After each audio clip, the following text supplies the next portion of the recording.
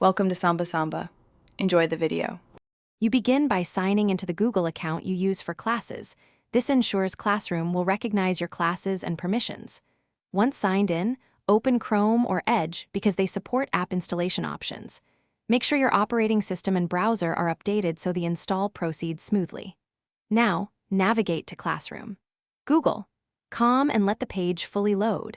This initial action prepares the site for the next step of installing Classroom to your desktop. With Classroom loaded, open the browser menu and choose Install or Apps, then Install Site as App. This creates a desktop application wrapper. Name the app clearly, choose whether to add a desktop or taskbar shortcut, and confirm. The browser will create a standalone window without address bars. This makes Classroom feel like a native app. Once installed, launch it from the shortcut to verify behavior. If Classroom opens in a separate window, you're ready to pin it and start using notifications and keyboard shortcuts. Finish by pinning the new Classroom app to your taskbar or dock so you can open it quickly. This keeps workflows efficient. Sign into the app if prompted and verify your classes, notifications, and assignment access.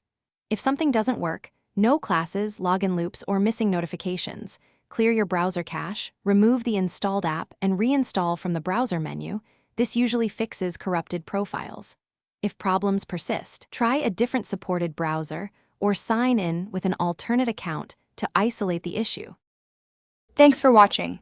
Consider subscribing if we helped you.